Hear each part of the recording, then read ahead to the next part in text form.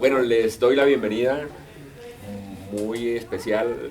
Gracias por estar aquí presentes en nuestro diálogo número 33. Este es un esfuerzo interesante en donde traemos a los invitados no solo a que compartan su experiencia musical, sino su pensamiento. Cuando nos damos cuenta de quiénes se han destacado en la música, siempre encontramos que detrás de esa trayectoria luminosa no está solamente una destreza, también la tienen, claro, pero está sobre todo una manera de ver el mundo, que es lo que hace que eso se potencie.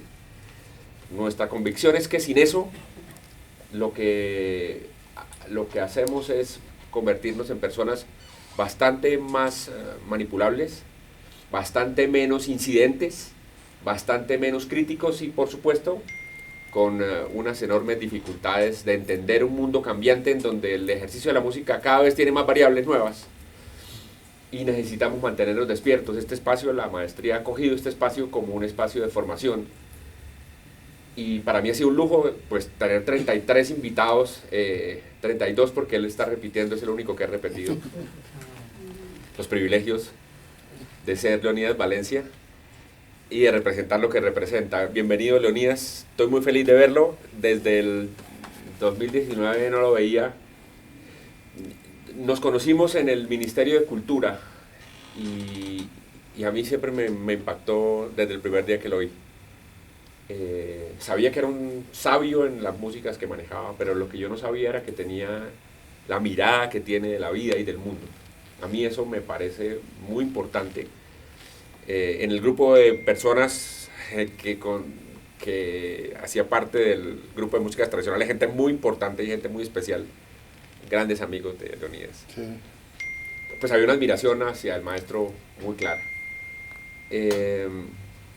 Ustedes lo conocen, es uno de los hijos de ese momento tan especial que vivió Quibdó, sí, con la llegada del sacerdote Isaac.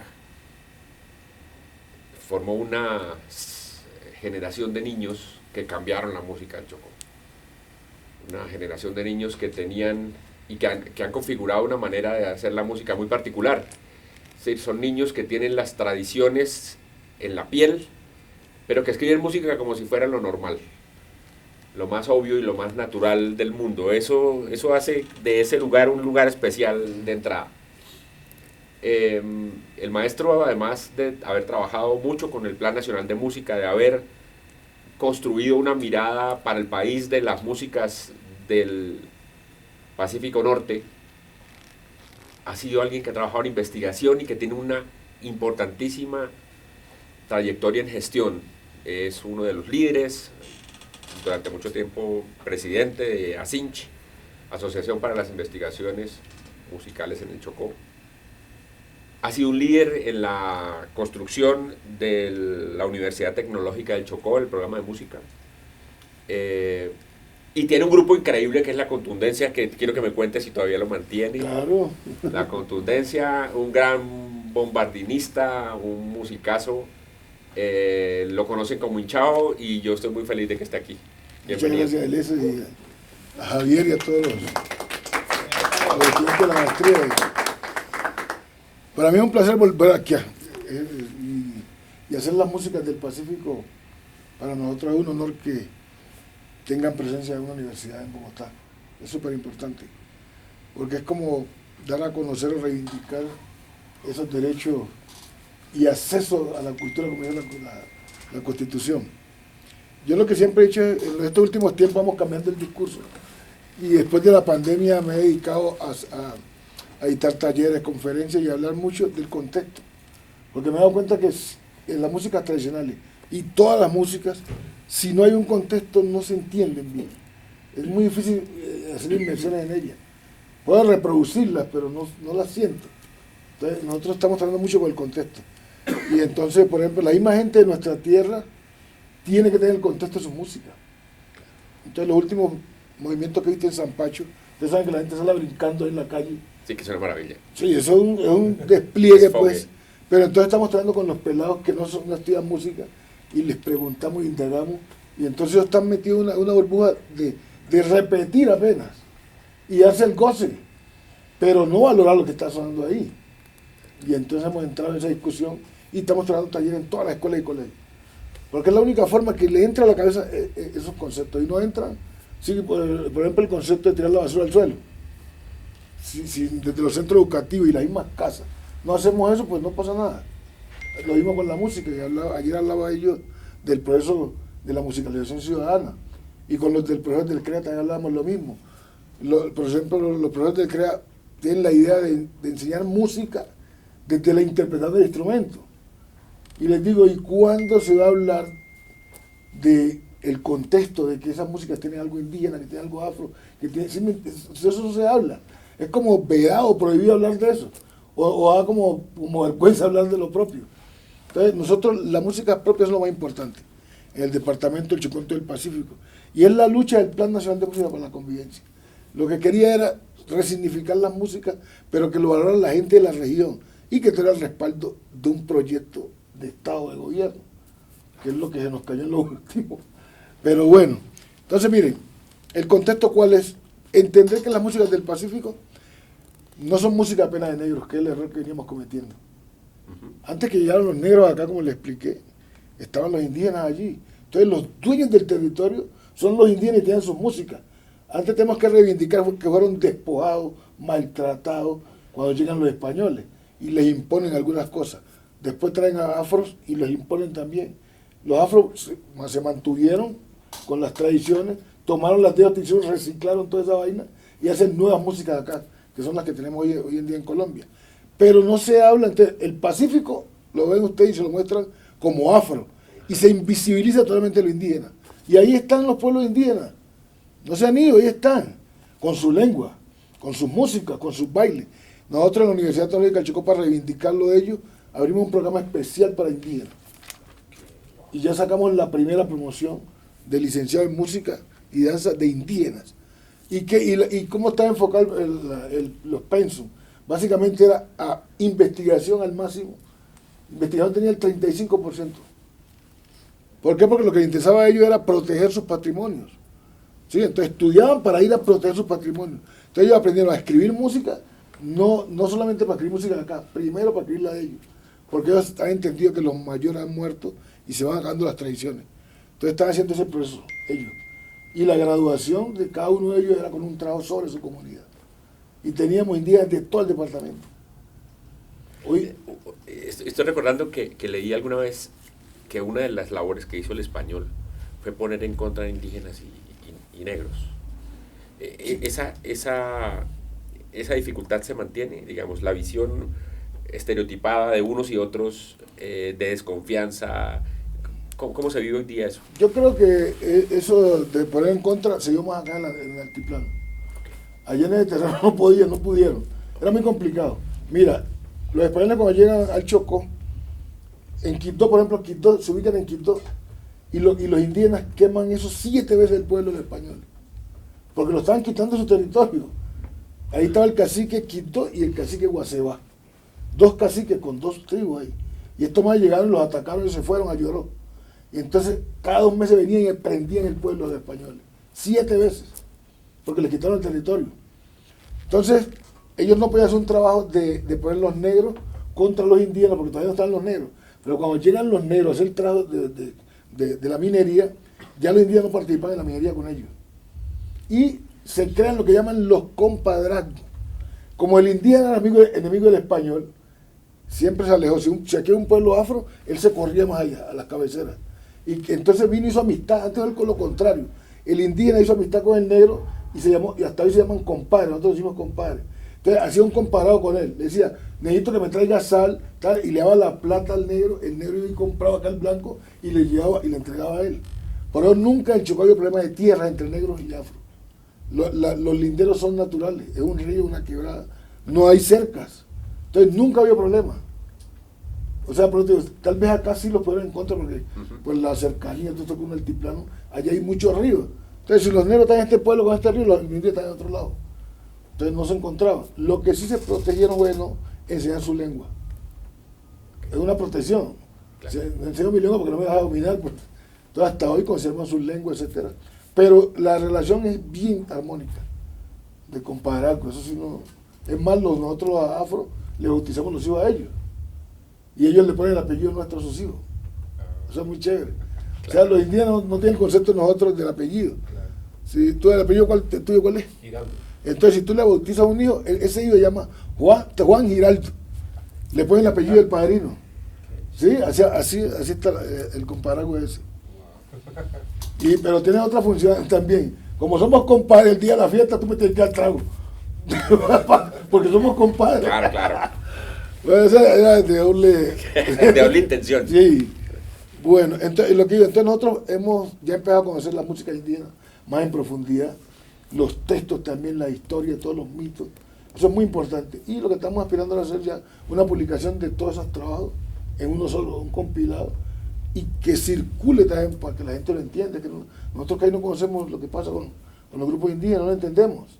Entonces los indígenas hacen un paro, que están molestando mucho, pero no sabemos de qué se trata, el contexto, porque es que luchan ellos. Y entonces investigando un poco nos hemos dado cuenta que los indígenas del departamento del Chocó no eran sedentarios, eran nómadas, por las mismas condiciones.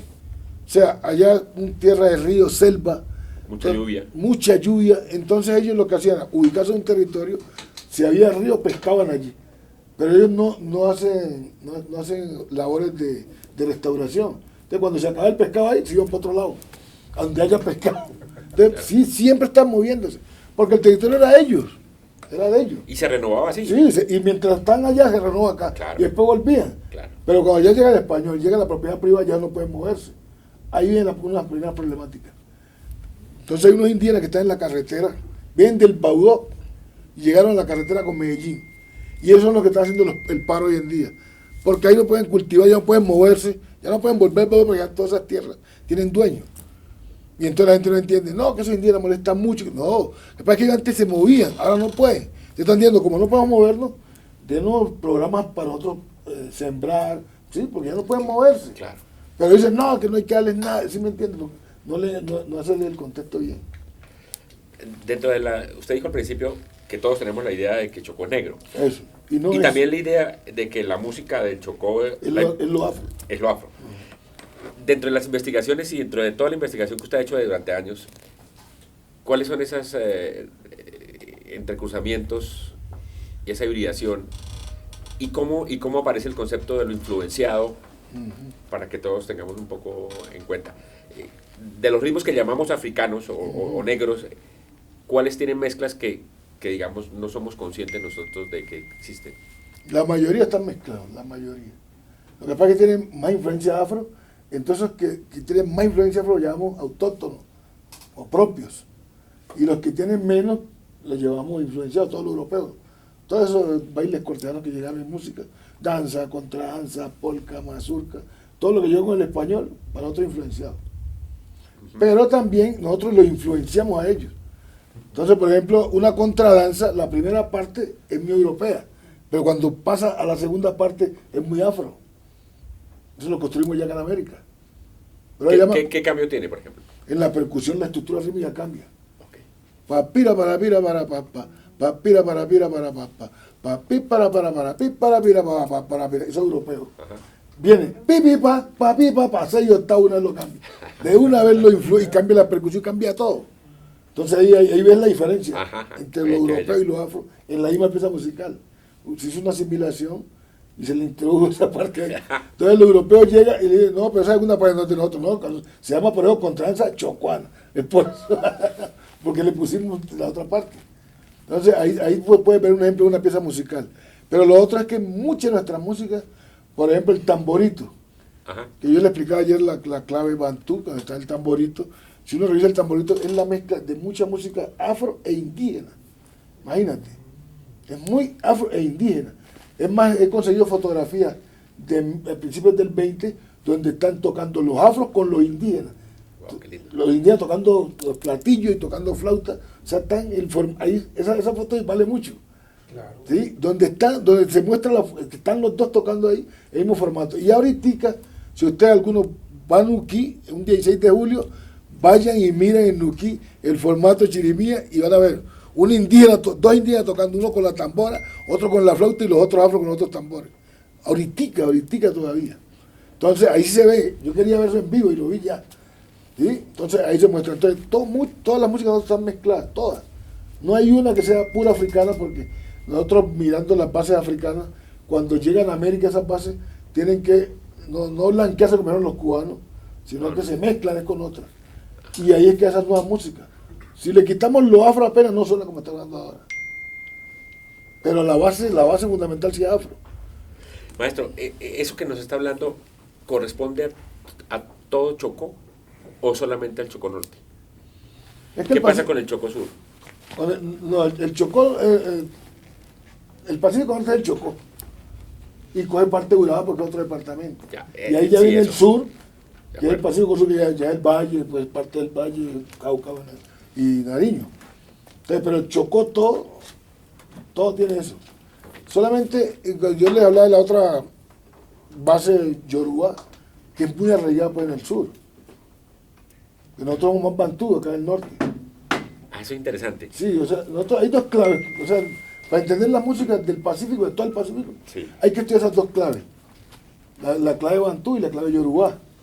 Entonces, si tú ves las músicas del Pacífico Norte, son bantú, que son binarias con subdivisión binaria.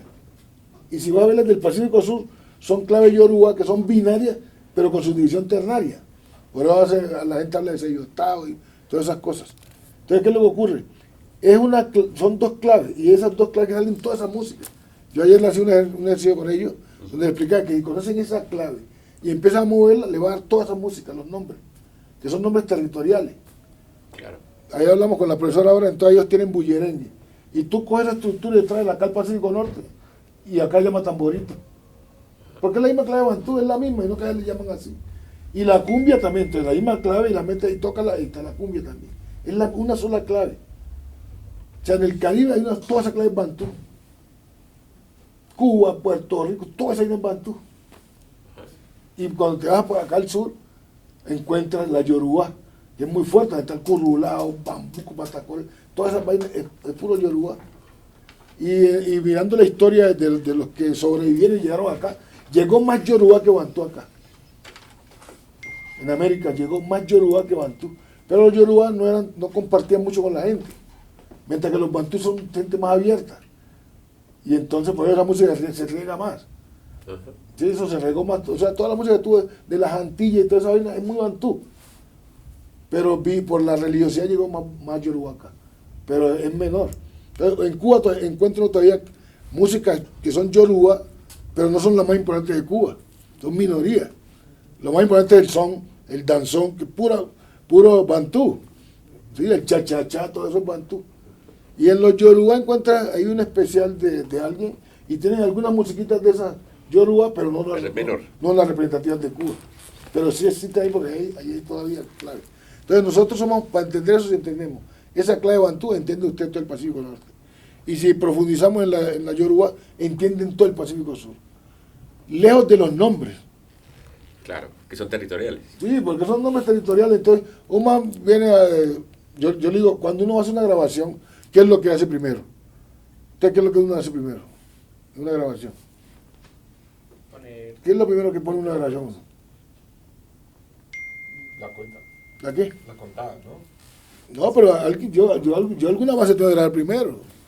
Yo grabo una base. Ah, sí. ¿Cierto? Usted antes de grabar la gente escucha ahí, algo oye. Esa base, sobre esa base que se van a montar una música. Pero cuando está la base sola, usted no sabe si es son, si es dan, cierto que no. Pero cuando ya lo monto, aquí dice, no, ese es abosado, ese es tal, sí o qué. Es después. Entonces, lo primero es las claves. Entonces, con las claves. Entonces, yo pongo partidos para hacer la música, a veces es más fácil con las claves que darle nombre. Hey, ¿cómo es el golpe del bunde? Este. Hey, ¿cómo es el golpe del abosado? Este. Y mando, pero es lo mismo. Entonces, bueno, entender la clave. Pero una pregunta. Al ser territoriales y al afincarse territorialmente, ¿no se empiezan a generar sutiles diferencias que son interesantes? Digamos, que no se pueden desconocer. Eso, pero no es la esencia, es lo que yo digo. Okay, entonces, por ejemplo, hay una diferencia entre un tamborito y un bullerengue. Pero ¿cuáles son las diferencias? No es de la estructura rítmica. La diferencia puede ser el texto o una acentuación que hagan diferente por la estilística de esa región, pero no afecta la esencia de la música. De esa clave no la modifica. Por ejemplo, nosotros tenemos el abosado. Primera forma, tutum. Segunda forma, tutum, ¿cierto? Entonces, pero nosotros en el atrato tocamos así. En el segundo tocan lo mismo, pero golpean más duro. Está tocando lo mismo, pero este golpe sabanillo, dicen ellos. ¿Sí? Claro, y le da un perfume distinto. Claro. Entonces, la diferencia es regional, pero no afecta a la música. Entonces, yo les ponía ayer ejemplo con las claves y íbamos pasando por muchas músicas que tienen nombre. No, que este es sanjuanero. No, que sí, y la clave no cambiaba. No cambia para nada. Que estoy pensando, por ejemplo, cuando en la música andina uno oye, por ejemplo, las formas de tocar el tiple, que son tan características. El tiple santanderiano todo brillante, donde se oyen el tiple, digamos, de Antioquia, que se oye y claro, eso caracteriza la música, pero esencialmente estamos hablando de lo mismo. De lo mismo. Interesante eso. Y eso es fundamental. Por ejemplo, les pongo otro ejemplo. Las cantadoras del Pacífico Sur, si están a orilla de un río, tienen una tímbrica, ¿cierto? Sí. Y si están al lado del mar, otra. Es un color de la voz distinto, pero están... Y si nos salimos de la música, porque no es solamente música, no, de las sonoridades, les pongo el ejemplo. Si un tipo está en Cartagena, que tiene el mar sonando ahí, dice, ¡oye, se no joda! Pero si está en Montería, ¡oye, no joda! Ya no hace tanta bulla, ¿cierto? Está hablando costeño también, sí, pero no tiene el mar. Y si me vengo para Bogotá, hola, ¿cómo estás? Pues acá no tiene ni río ni mar. ¿Sí? Entonces, las sonoridades son importantes porque el contexto determina eso. Nosotros tocamos duro, tenemos el atrato, la lluvia, que nos hacen bulla y tocamos durísimo. Y el formato que dominó fue la chirimía, porque un bombardino, un clarinete. Claro. ¿Y quién estaba antes? Una flauta. Llegó el clarinete, lo tapa, tienen esa vaina ahí porque la gente normal lo tapa. O sea que los subformatos fueron desapareciendo. La chirimía es una depredadora. Lo que hizo acabar con todos los subformatos y quedó sola, reinando, por eso es el más emblemático. Un baile anteriormente era con flautas, o cantaba apenas, así como el Pacífico Sur. Canta y cae toda la noche y reme. ¿Sí me entiende? Así era la música antes. Pero cuando llegan esos vientos, imagínate, claro, desplazaron todos los flauteros, se fueron quedando. Y los que ya pueden ser reemplazos se convirtieron en clarineteros. Y fue la chirimía que los desplazó. Y por ahí en los sextetos están los bongos, estaban las campanas, todo eso. Y eso se toma y le pone el redoblante. Mira cómo los absorbió todo. Esos bongos que están ahí estaban solos allá tocando el sexteto. Y poner el redoblante, los dos bongos, antes tocaban la clave en la mano, la pusieron ahí. Y ahí está el jaspalo. ¿Sí o qué? Pero todo eso viene de los subformatos. Y acabaron con todo eso. Yo no sé cómo subsisten todavía en el Caribe las gaitas en algunos pueblos alejados. Pero donde hay bandas, las echan de ahí. ¿Sí o no? Pues mira, donde está la banda, ahí no está la gaita. Porque las bandas las tragan. Entonces uno oye que hay unos grupos de gaitas por acá, pero en los pueblos donde no hay banda. Pero cuando la banda llegue ahí, las echan. Porque un muchacho no entra tanta motivación, tocó una gaita y una trompeta, el man ya va para la trompeta. ¿Sí? Porque el músico es de lo que ve. ¿Y quién es más comercial? ¿La gaita o la trompeta? No, la trompeta es más comercial porque meto la papayera. Pues, entonces sí, hacen ese cambio. Eso de los formatos que se comen otros formatos. Me hace pensar en lo que se está hablando hoy día. Y eso si aceptamos este formato que nos quieren montar, se nos traga todo. Pero, quiero contextualizarlos a todos. Se está hablando hoy día de una nueva política cultural donde se va a hacer un gran sistema nacional de orquestas, un poco a la manera del sistema venezolano. Dentro de la lógica de la conversación, la pregunta para el maestro es, ¿usted cree que privilegiando de una manera sistemática y con miles de millones de pesos el formato de la orquesta sinfónica, qué cree que va a pasar con las músicas tradicionales? Bueno, en primer lugar, lo primero que yo digo, yo no estoy en contra de ningún formato, antes de que haya más formatos. Pero hay una cosa que se llama identidad, ¿cierto? Nosotros somos pueblos que nos liberamos, o sea, tuvimos que hacer una independencia, entre comillas. Todos estos pueblos de acá de América Latina. Y cuando uno se libera es porque liberó de algo y de alguien. Y esas influencias que llegaron y supervivencias que están hoy en día fueron impuestas. Entonces, Nosotros llegó una banda acá antigua de viento y de ahí es que tomamos instrumentos, asimilamos, hicimos la chirimía. ¿Sí o qué?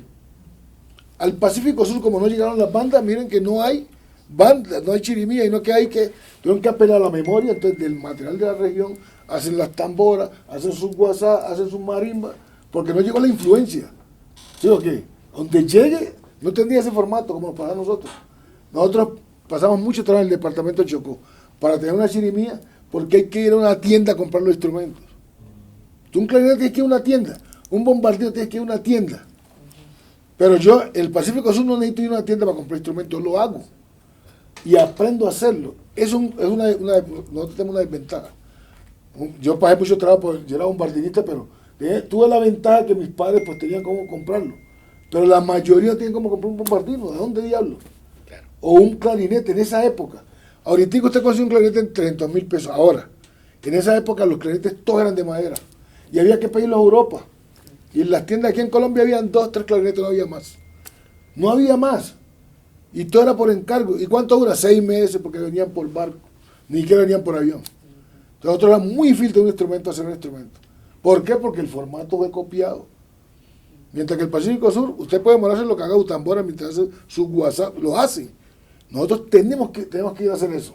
Entonces, lo que el presidente Petro dice en el discurso de posesión, él lanza una piedra una vez, que va a hacer un sistema nacional sinfónico en Colombia, y yo inmediatamente, y este man está loco, ¿quién le dio esa vaina? Porque bueno, para nosotros es una locura. O sea, es ir en contravía de todo lo que hemos construido. Y como le estoy poniendo el ejemplo, un sistema de eso se traga, lo que estoy poniendo el ejemplo, un sistema de eso se traga a otro sistema. Entonces, por ejemplo, con Batuta nada más tuvimos discusiones fuertes. Con Batuta llega el Chocó, y Batuta llega con la orquesta una vez. Pero cuando tú sales a la calle en el Chocó, el formato que está es una tambora, es un clarinete, y entonces llega un violín. Y entonces el pelado toca un violín acá adentro y sale a la calle y ya no está el violín. ¿Sí me entiende? Una cosa muy loca. Y a eso sí había plata para Batuta, pero para la escuela de música y las de música propia nunca había plata. No, entonces yo decía, pues esto es un antivalor, o sea, ¿cómo nosotros vamos a destruir lo propio? O sea, yo no estoy en contra que no llegue Batuta, que llegue, pero lo primero en la política pública debe estar la propia. Y me acuerdo que el Turco Gil pegó el brinco también y dijo, pues Batuta hagámosla con acordeón acá, porque nosotros primero el acordeón. Sí, esa discusión fue fuerte, pero como te digo, una imposición desde acá. Y yo sé que Petro es todo lo contrario a lo que él decía en sus discursos, eso, porque esos son los colonialismos, ¿sí me entiende? O sea, ¿cómo imponer como un sistema sinfónico si no ha estudiado ni apoyado la música colombiana? Que no la ha apoyado, todavía no. El plan era que estábamos iniciando el proceso, pero es que no tenemos ni los luthiers formados aquí para la música colombiana, y me va a traer violines, y me va a traer todas las sinfónicas, hombre, pero, ¿sí me entiende? Y no es que esté en contra de otros formatos, no, pero nosotros lo primero es la música nuestra. Están sin estudiar. Colombia tiene un mundo de música. No las hemos estudiado ni siquiera las músicas, y vamos a seguir con esa vaina. Entonces yo sí, la postura mía fue, con el viceministro le dije de frente, ahí me extraña mucho que lo que vi en el discurso, ¿sí me entiende? El discurso del presidente, y creo que él no sabe lo que está diciendo. Porque alguien le está diciendo eso al oído, y el man como no sabe música, él cree que es una berraquera. O sea, ¿sí me entiende? Pero no sabe lo que hay detrás de eso, que es que se va a tragar a todos los formatos, los desincentiva. Miren, nada más la radio acabó con un poco de formatos, porque la radio prioriza un tipo de música. Y entonces la gente dice, no, es que a los pelados ya no les gusta la música propia, pero ¿qué es lo que están escuchando? En la radio está escuchando es lo comercial, y él pues le gusta eso, no le gusta la propia, y la ve como poca cosa. Pero si tú coges la propia y la montas en la radio, la montas en la televisión, cambia la perspectiva. Eso es lo que no hemos hecho. Entonces nosotros mismos podemos destruir nuestra música. Y yo ya mandar la primera, y vamos a seguir, porque tenemos que. Entonces yo tuve la oportunidad, porque la ministra nos pidió el favor que le aportáramos a las líneas. Ella tiene 4 líneas que te dije, las 4 líneas. Pues yo, esa línea que llame que cultura de paz, yo siempre veo eso como un embeleco. Y esas vainas así, esos términos así locos, yo los llamo términos maleta, donde ahí cabe todo. Usted echa ahí de toda vaina y no soluciona nada. Educación, término maleta. Usted echa ahí de todo, pero no cabe nada, no saca nada. Entonces, cultura de paz. Tiene la especificidad. Sí, cultura de paz de qué. O sea, porque para conseguir la paz son muchas aristas, entonces hay que enfocar, hermano. ¿Sí me entiende? Entonces es una línea, que es una línea difusa, no sé de qué se trata. Otra que llama memoria, la memoria es importante, como lo que usted está haciendo aquí. O sea, conocer la música, registrarla, evaluarla, es hacer memoria. Y ellos tienen una línea que se llama memoria social, que me parece interesante el tema. Hay otra que es Colombia en el planeta y en el mundo. Esa es una línea. Pues yo no entendí. Entonces, entonces lo que yo asimilo es cómo ponemos las artes del país en el mundo. O sea, como poder hablar de circulación, tal vez. ¿No? Me imagino que es eso, y lo entendí así. Y la otra que decía arte y educación. Y yo les propuse que en vez de poner arte y educación, pusieran patrimonios y educación, porque cuando hablo de patrimonio, cojo todo.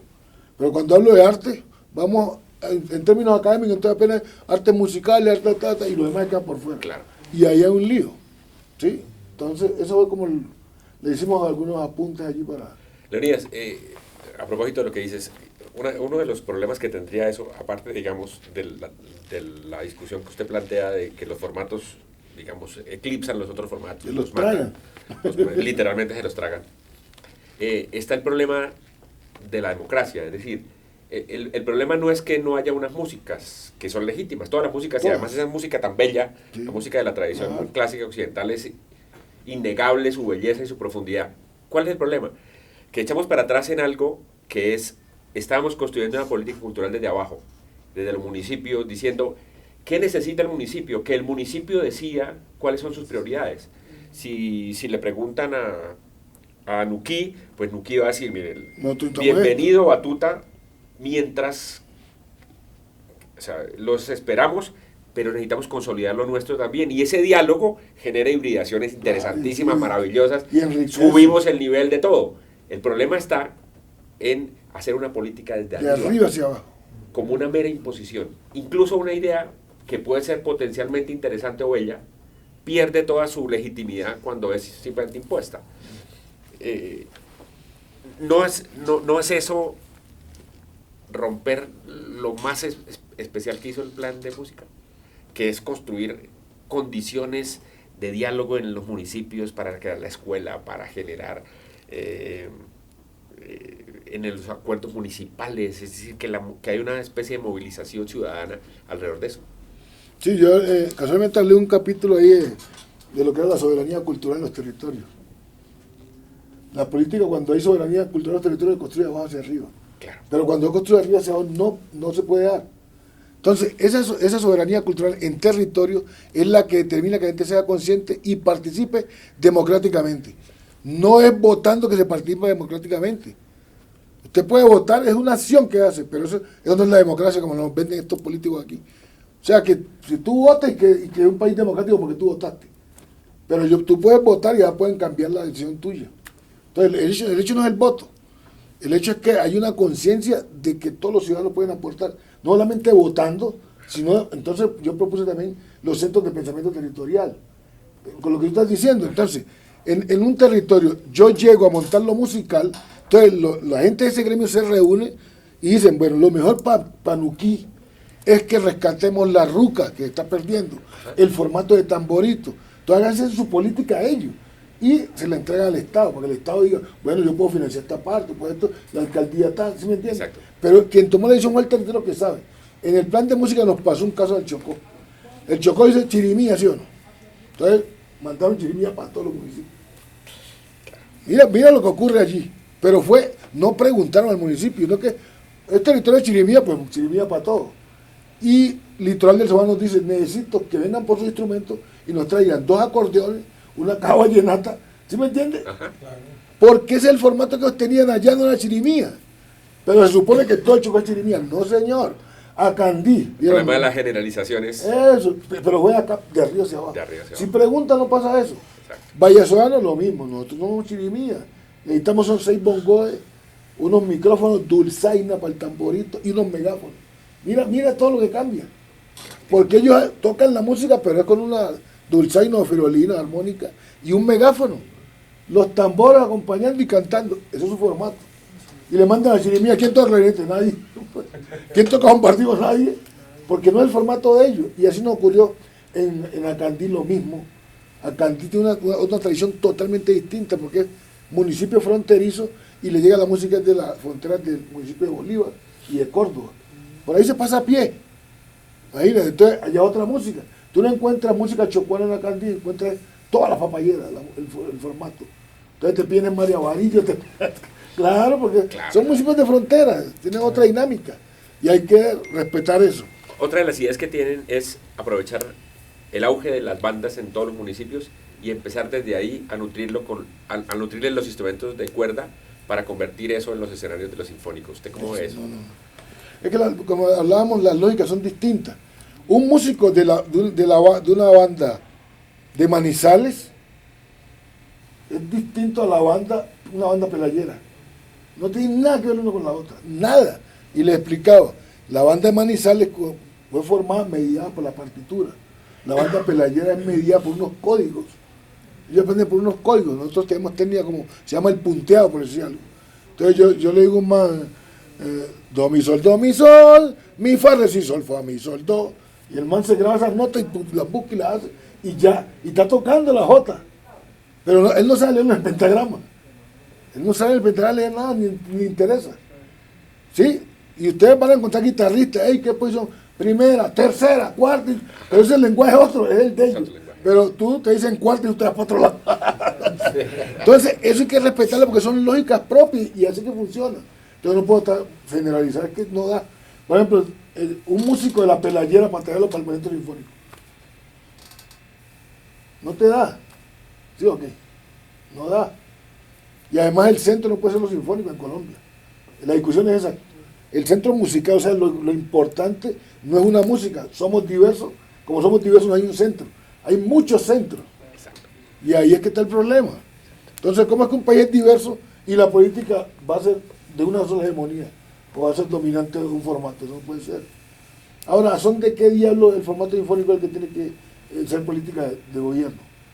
Esa es la pregunta del presidente. ¿A son de qué usted dice que hay que hacer un plan nacional con un sistema nacional sinfónico? O sea, ¿son de qué? Yo me imagino, mire, Chávez lo hizo, bueno, Chávez porque lo hace, le hacen una propuesta y cuando hay un sistema dictatorial, sí se puede hacer eso. Sí, con un sistema dictatorial se puede. O vayan a Corea del Norte para que vean que si te peinas de una manera diferente a como se peina ese man, te meten a la cárcel. Es una dictadura, ¿cierto? Pero, entonces Chávez lo que hizo fue, tenía mucho dinero en esa época, la bonanza del petróleo. Trae los mejores profesores de Europa, y mira por lo que está pasando.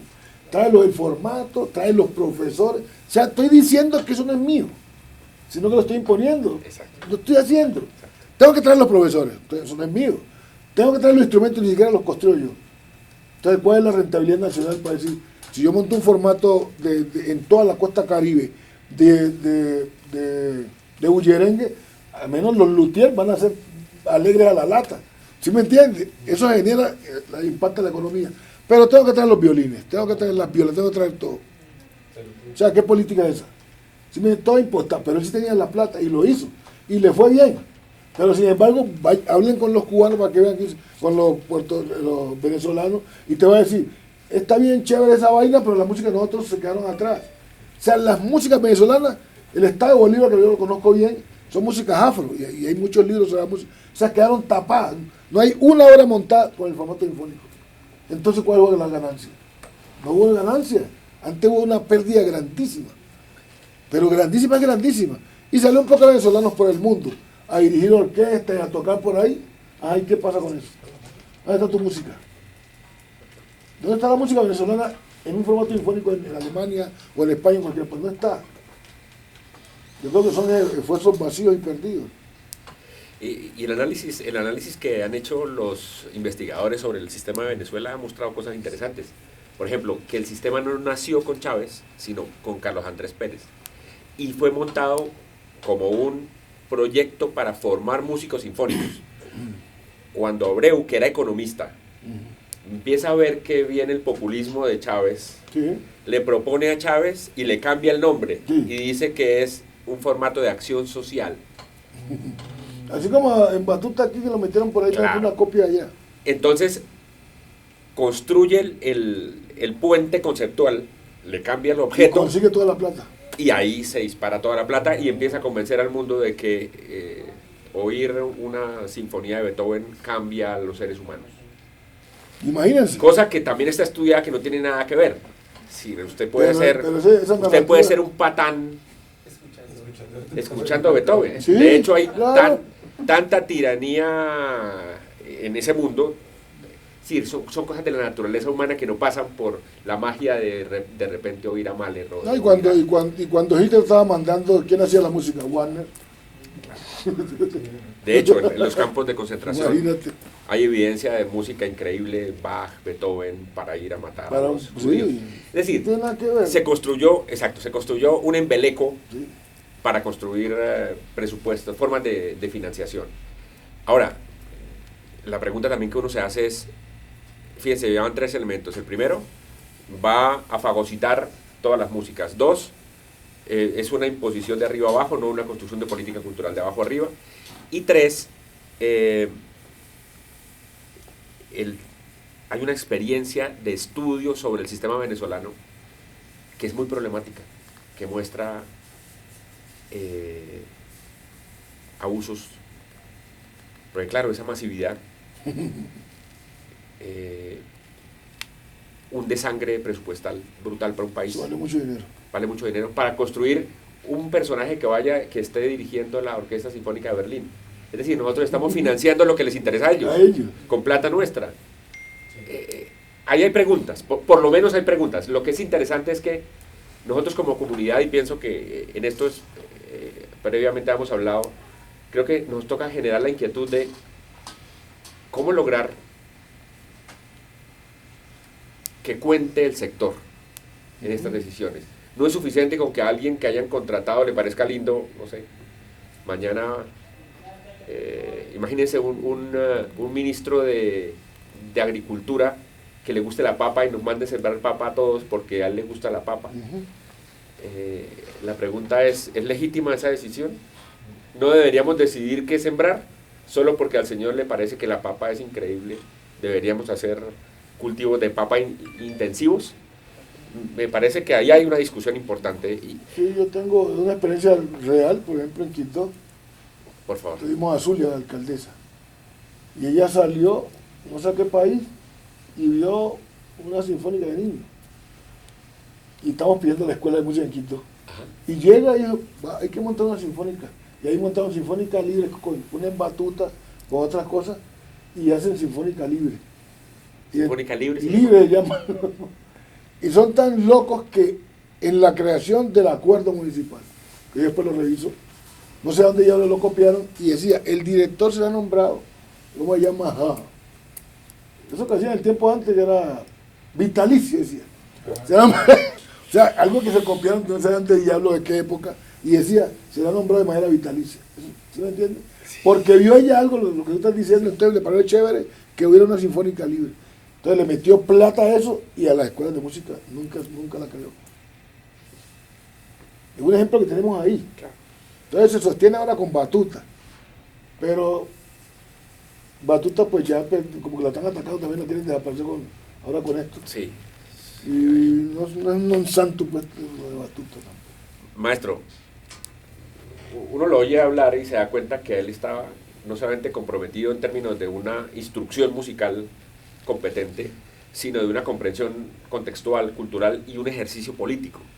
Ese ejercicio político usted lo ha llevado a crear Asinch. ¿Por qué no les cuento un poco qué es Asinch y cómo usted ha desplegado esa acción política, por ejemplo, también en el desarrollo de la Universidad del Chocó, y con qué se ha encontrado en ese ejercicio de músico activo en ese plano que a veces me parece que nosotros no alcanzamos a ver?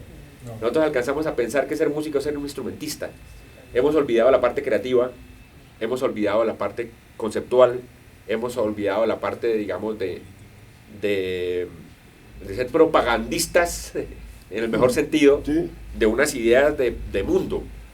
¿Por qué no nos cuenta? Porque me parece que eso es algo que está bastante... Sí, miren, nosotros éramos, en Olvidado. Colombia crearon los CAS, Centro Auxiliar de Servicio Docente. Se crearon 20 en todo el país, en 20 capitales, el Ministerio de Educación. Entonces, ¿qué era el CAS? Era un centro donde los alumnos de 10º y 11º iban a ver una modalidad.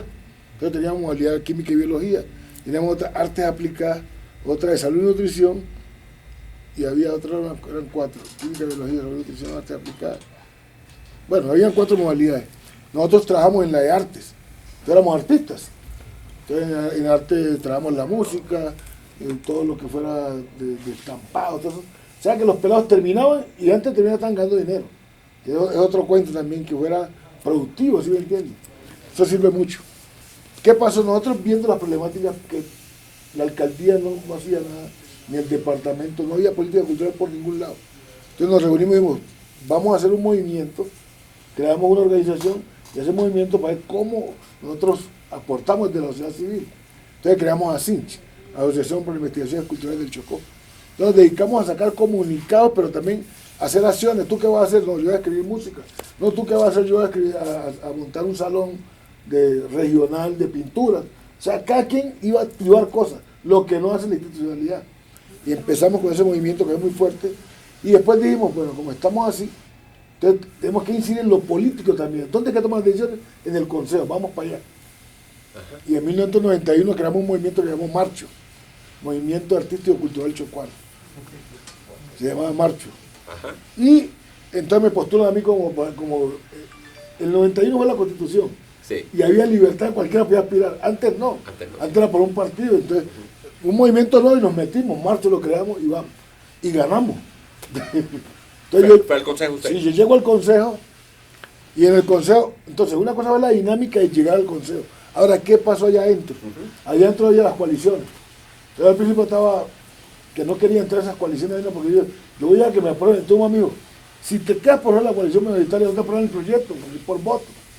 Entonces el alcalde de ese entonces era medio conocido mío y me llamó y me dijo, hermano, yo necesito que usted entre a la coalición porque si no, no te aprueban los proyectos.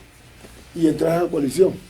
Y alcancé a aprobar el proyecto de la Escuela de Música de Quito en 1992, imagínate. Recién. Sí, la Escuela de Música Calientica se creó. La banda municipal de Quito nunca ha sido institucional, ni el municipio ni el departamento. La creó en la iglesia. La banda la creó en la iglesia. Forma músicos, hizo su banda el padre Nicolás Medrano, llamado Otro Español. Era un gran músico también. Él crea la banda y le enseña, como estoy diciendo. Él dijo, yo no tengo tiempo para tomar esa escritura porque eran más ya viejos. Entonces le enseñó el punteo, o sea, lo que estoy diciendo. Más le decía, vamos a coger instrumento, este es do, este es re, entonces, los sonidos. Y él trabaja con esa vaina. Cuando tenían todos los sonidos no, naturales y alterados, ahora sí les dictaba. Así como hice yo ahora, ¿sí me entiendes? Sí. ¿Sí? Pi, do, mi sol, y ahí los manes, y ya. Y monté, no sé cómo hacía ese man, pero montaba los repertorios. Entonces nosotros como el padre por él empieza a formar músicos que lean para ir para la banda. Entonces esos son los pelados que llegamos a la banda del padre y transformamos porque ya estamos mediados con el papel. Pero cuando revisamos esos papeles, porque los manes aprendían punteado y andaban con su papel, su atriz, como si estuvieran leyendo. Sí, ellos iban con sus papeles, no seguro. Y uno como músico se ponía al lado y verdad, lo que estaba y estaban tocando. Pero los manes saben leer. Ya sabía esa de memoria. No es una cosa loca, pero así era. ¿Serio? Sí. Sí. Y Ryan, yo decía, pero esto man, ¿por qué esa vaina, man? No, de verdad. Entonces nosotros que ahí leíamos, en algún momento tiene que equivocarse. ¿Ya? Había algún pasaje que alguna nota la daban mal. O sea, pero no sonaba mal, sino que la cambiaban. Bueno, tuve una tercera más arriba, otra. Nosotros ahí los pillamos, estos están leyendo esa vaina. ¿Sí? Sí, no están leyendo, pero nada perfecto. O sea, el man, como él revisaba los arreglos, ensayaba. Claro. Y era un gran arreglista. Él es el que hace el himno San Pacho. Ese himno que tenemos ahí lo hace Nicolás Medrano. Es una obra muy bonita y me gusta todo el departamento, algo emblemático allá. Y hizo otra obra que yo la conocí, el que nunca se ha montado, que se llama Rosa Fresca. Es como un paso doble español, es mi español. Pero el man era un excelente músico y era arquitecto. Es que venía gente muy interesante, ¿no? Es que ellos tenían que tener una profesión, porque eran claretianos. Entonces el claretiano tenía que ser músico. O sea, para los claretianos ustedes lo ven en cualquier parte del mundo y los claretianos lo que hacen es trabajan en el arte. En cualquier parte del mundo de un claretiano hay arte. Entonces, por ejemplo, hay una universidad que tenemos que llama la FUCLA, Fundación Claretiana. Ellos trabajan arte y educación, esas son las dos líneas de ellos. Entonces, ¿qué pasa? Él mismo diseña esa catedral que ustedes ven ahí. Ah, ¿verdad? No, un arquitecto. Y ahí están los planos y todo, en esa época hace toda esa vaina. Y la hacen en madera primero, y después que la van vaciando en cemento, que eso costó un canal de plata. Bueno, entonces, nosotros de esa experiencia que tuvimos en el consejo, como no se pudo poner en, porque ahí, después que se aprueba la ordenanza, pues ya me la acuerdo, tiene que ejecutar el alcalde. Sí. Ese es otro lío. Una cosa es que aprueba el consejo, otra cosa es que ejecuta el alcalde. ¿No obliga? Supuestamente obliga, supuestamente. Ok. ¿Sí? Petro, se las arreglan para que no obliguen. A Petro le dieron un cheque para el metro. ¿Te acuerdas? Santos le entregó un cheque a Petro para el metro cuando era alcalde aquí. ¿No te acuerdas? Le dio el cheque. Y ahí está la plata. La plata no estaba. O sea, son trucos de acá la administración. O sea, ¿ustedes se acuerdan que Santos le entrega un cheque a Petro para que haga el metro la parte del gobierno? Y ese cheque está chimbo. ¿Sí me entiendes? Sí. Entonces, supuestamente el acuerdo obliga a que el alcalde lo ejecute. Nunca lo hizo. Nunca lo hizo. Hubo celos, bueno, una cantidad de cosas. Y habíamos hecho lo que es el malecón de Quito para que se hiciera una rampa, para que todo artista que llegara a presentarse al departamento lo hiciera gratis ahí, para la gente que no tenía acceso a donde se iba a cobrar. Esos son los dos, iban pegados los acuerdos. Pues yo logré aprobarlo allá adentro, pero nunca se ejecutaron acá. Que le ejecuta el alcalde, el consejo no ejecuta nada. Y entonces nos mamamos de eso. Y dije, bueno, entonces vamos a trabajar, cambiemos la estrategia. Por allá no dio resultado, vamos, ya no volvimos al consejo hoy más. Yo hasta presidente del consejo, imagínate, en esa época. Me salí ahí y ya, bueno, empezamos a trabajar con una cincha, ya de otras líneas. Nos da más resultados por fuera, que está metido ahí, eso no pasa nada. Y atacar la administración. Resistir. Claro, desde afuera. Tenía que seguir trabajo crítico. Sí, dándole. Eso hay que hacerlo. Sí. Hay que incomodar, hermano. Exacto. Entonces nosotros, ¿sabes cómo incomodamos? Como que el municipio de Quito no tiene un festival tal, montamos todo un festival. Y siempre pregonando ahí, la alcaldía de Quito no tiene un festival. Y nosotros montamos un festival de la canción. Después montamos un festival de chirimía. Sí, íbamos creando cosas. Y eso le da mucha legitimidad con la comunidad. Entonces, cualquier cosa que uno dice, la comunidad te cree. Le crees más a uno que a un gobernante, los gobernantes no hacen nada. Permítame, yo voy resumiendo porque es que es muy interesante lo que estaba diciendo. Soy un músico, veo que hay necesidades, miro y nadie parece estar pendiente de eso, entonces me pongo la camiseta y digo, hay que trabajar. Me meto en la institucionalidad, si hay que ser concejal, pues para tomar decisiones, pues me meto de concejal, hago resistencia, hago movimiento cultural, miro si funciona, veo que no funciona. ¿Qué hago? Ejercer control político. Ojo cómo se está haciendo, nosotros no estamos aquí, nosotros generamos incomodidad, nosotros no pueden pasar por encima de la institucionalidad. Otro papel del artista, que nosotros en música usualmente no vemos como parte de lo nuestro. Y 3, empieza a decir, si no funciona por el lado de la institucionalidad, hagámoslo del otro lado. ¿Por qué no nos cuenta el paso que ustedes dan en Asinch a la financiación internacional? Porque eso es muy interesante, sí, que es el brinco siguiente, porque a veces pensamos que si la institucionalidad no funciona no hay nada que hacer. ¿Cómo logran eso? Sí, hay que plantearse el reto para avanzar. Y nosotros nunca hemos contactado con Asinch, ni con la alcaldía, ni con la gobernación. Primero no nos interesa, porque somos... ¿Nunca lo hicieron? Nunca. Hasta hoy. Nosotros llevamos 31 años de ser. Que nosotros somos de 1991. Pero, Leonidas, ¿por un asunto de principios? Sí. O sea, nosotros somos críticos de los gobiernos. Y entonces nosotros lo que hemos hecho es cosas a favor del municipio y del departamento, pero no tiene nada que ver con la alcaldía ni con gobernación. ¿Eso qué les permite? Tener legitimidad y tener libertad. La gente no los va a relacionar con corrupción, ni con la mala alcaldía de no sé quién. No, y podemos hablar duro, nosotros hablamos duro. Yo hablo contra el gobernador, contra el alcalde de frente, en una emisora donde sea. Pero si yo recibo un contrato de ellos, no podría hacerlo. Es una independencia. Entonces, ¿qué dijimos? Hay un aprendizaje ahí interesante. La estrategia cuál es, vamos a buscar convocatorias internacionales y nacionales. Entonces empezamos una convocatoria nacional y conseguimos un contrato con Plan, que tiene una convocatoria y nos la ganamos.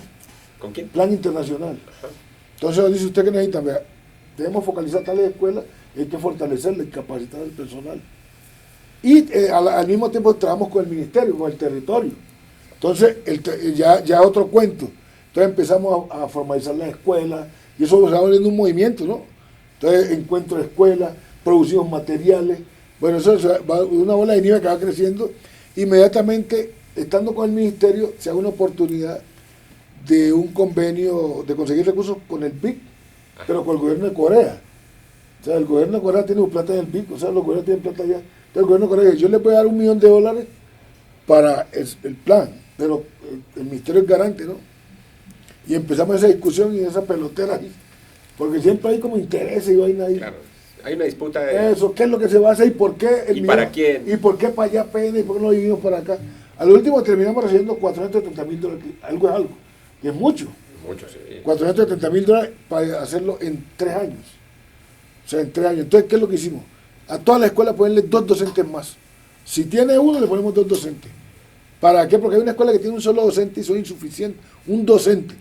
Entonces, un docente ahora investiga, ahora registra. ¿Sí ¿Eran escuelas de música? De música. O sea, de las que estábamos creando con el ministerio.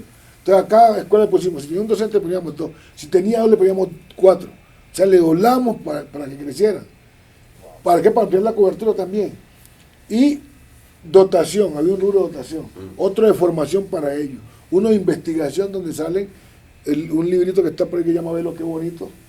Que es muy interesante porque Ve lo que bonito es entender la forma de ser niño e infante en Colombia.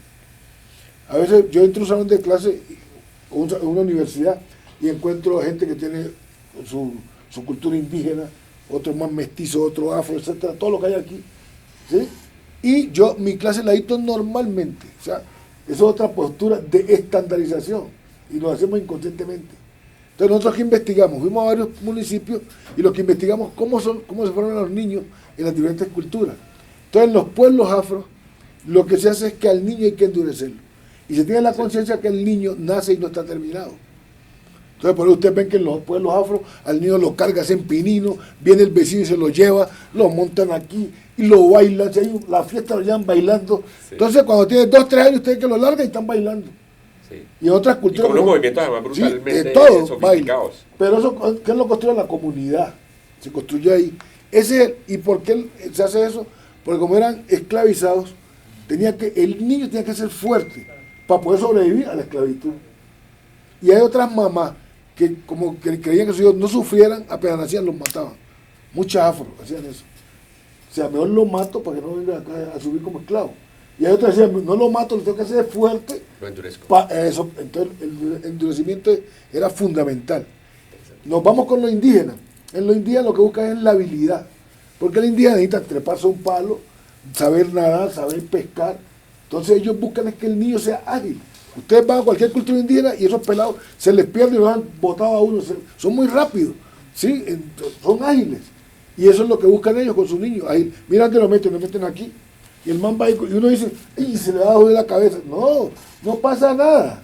Lo pone acá atrás. Mientras hace los oficios, el man está aprendiendo a tener equilibrio. ¿Sí? Todo eso lo hace. Y ellos lo que buscan es que sea ágil. Eso es el fundamento de ellos. Y en lo mestizo, ahí vimos las diferentes combinaciones, es más la contemplación. O sea, el bebé, por ejemplo, ustedes tienen un bebé y aquí uno llega, no lo puede tocar nadie. O échese alcohol en la mano. No lo puede coger, sí, no lo puede coger nadie.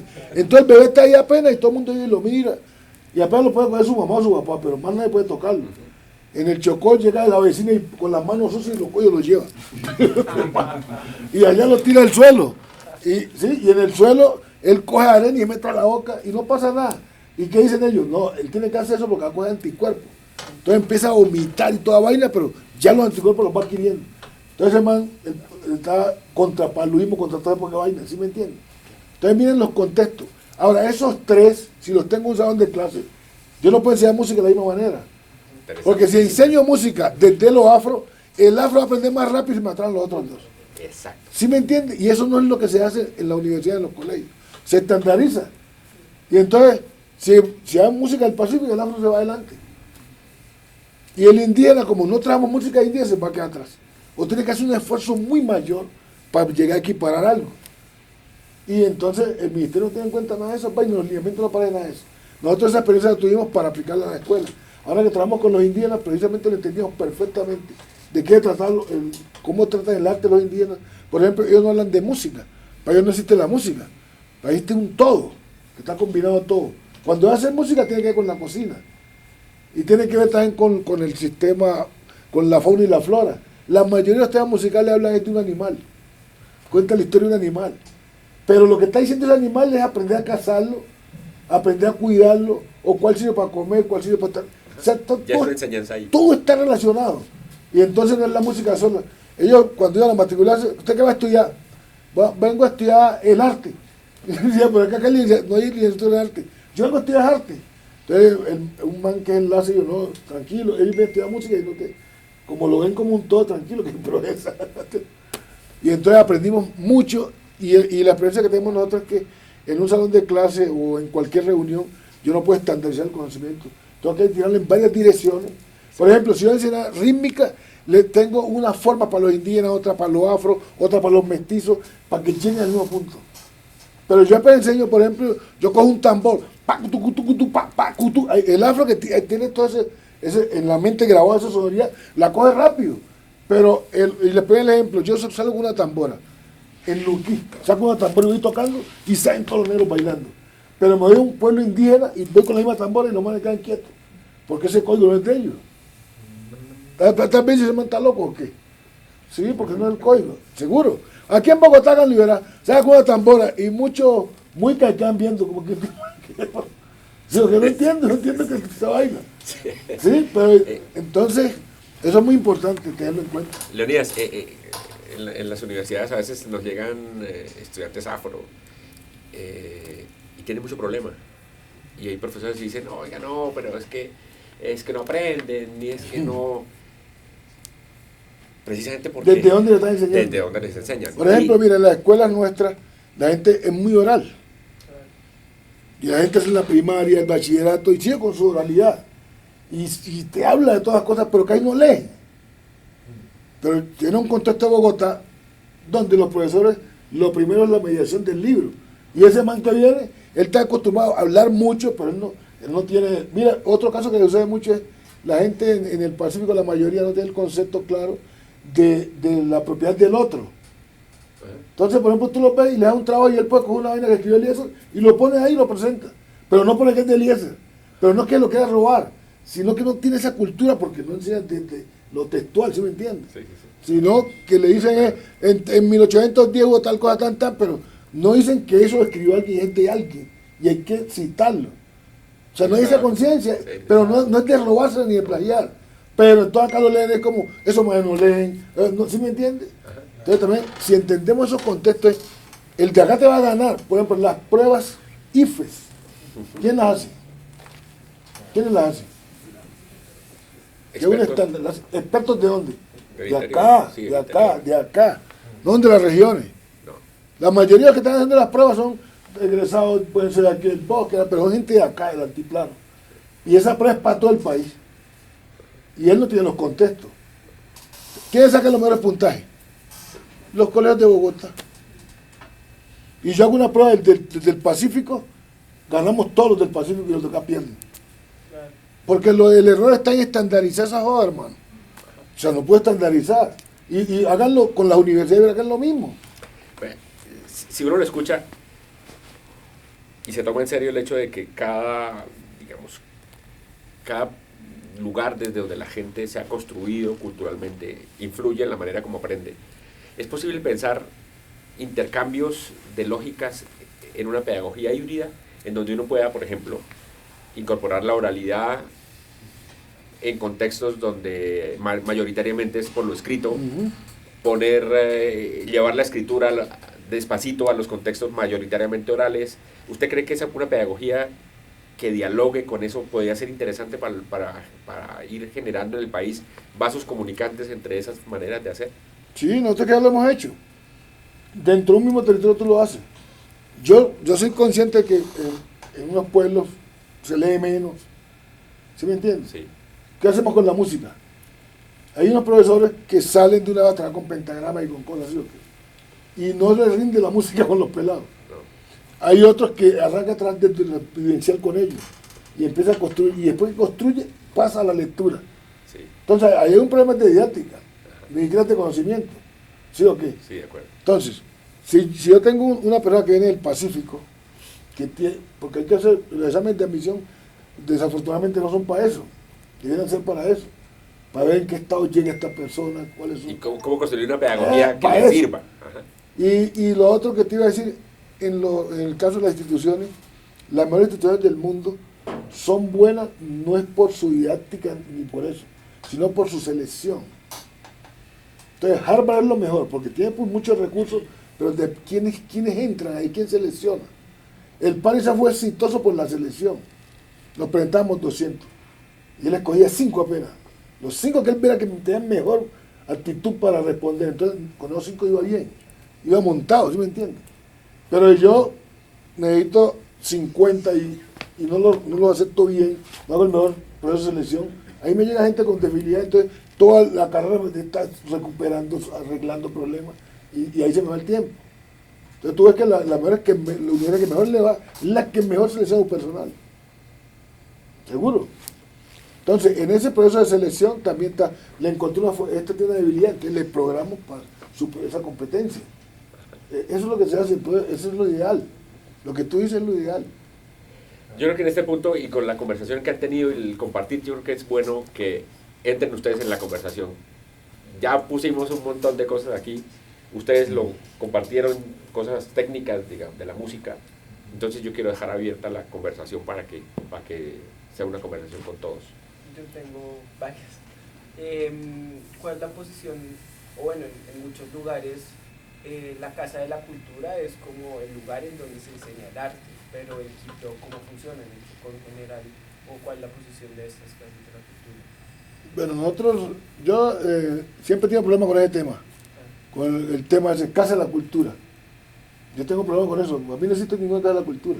O sea, la Casa de la Cultura son todos los hogares, ¿sí me entiendes? Que la cultura no se hace en un sitio. No hay que ir a un sitio para hacer cultura. La cultura se construye en cualquier ambiente. Si yo estoy en mi casa, aprendo a respetar al otro, a saludar, a coger los cubiertos, yo aprendo. Yo siempre estoy aprendiendo en un contexto. Salgo de mi casa en el barrio, salgo del barrio en la fiesta, bueno, etcétera. Pero no hay un sitio. Entonces, eso puede ser un centro de formación, como cualquier otro. Entonces, que cada cultura donde van a tocar o van a ayudar, yo sí que es cada cultura, no ninguna cada cultura. Ese puede ser un centro de arte, donde aprende algún arte o oficio, pero no es cada cultura. Porque la cultura no está apenas en las artes, en el ser humano. El único que hace arte es el ser humano. Los otros animales apenas hacen bulla y ruido y vaina, pero no son capaces de construir un sistema, nosotros sí. Pero entonces la cultura no es el instrumento, sino como yo conciba y reproduzca por el instrumento. ¿Sí o no? Pero igual... Entonces, la Casa de Cultura en Quito la hizo un político de esa época, con unos auxilios parlamentarios. ¿Se acuerdan que hubo un escándalo por eso? En Colombia eran auxilios, unos cupos que le daban cupos indicativos. Entonces, hace la Casa de la Cultura, se apropia de ella, porque es lo que hacen ellos, ponen un payaso ahí, una junta, y nunca funcionó como el concepto pues, que hay de Casa de Cultura.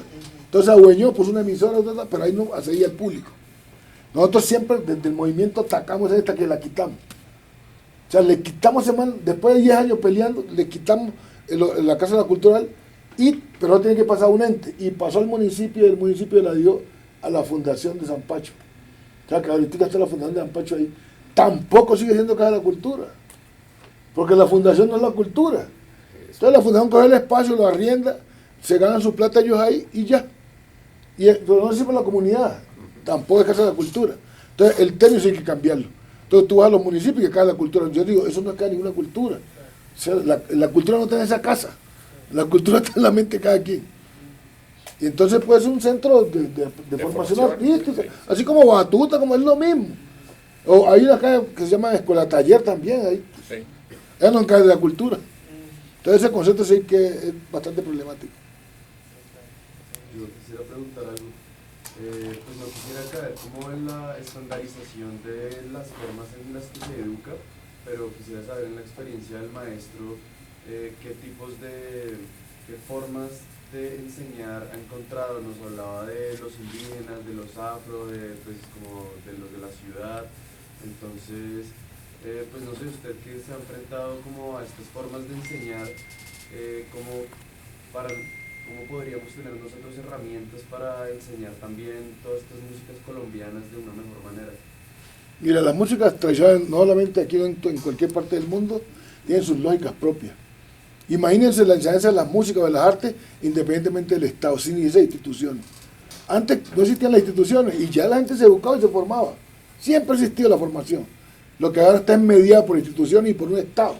Anteriormente había Estado. Entonces ustedes estudian la historia de la academia, que Aristóteles esto en un jardín con un grupo de gente y ahí nace la academia, etcétera, que es la formalización de las formas propias de enseñanza. Entonces las pedagogías, a veces confundimos pedagogía con didáctica. Entonces las pedagogías son universales y la pedagogía es para la vida. Mientras que la didáctica es para un campo específico. Sí, hay una forma específica. Así mismo en la música tradicional hay una forma específica de cómo se construye conocimiento. Porque no tanto, yo no estoy ya ni trabajando con el concepto de aprender, de enseñar y aprender, los también están mandando a recoger, ya saben. O sea, lo que hace es construir de conocimiento y punto. O sea, yo puedo dar una clase y no aprendiste nada, pues no hubo nada y ya. No, pero como viene la clase, hubo proceso de enseñanza-aprendizaje.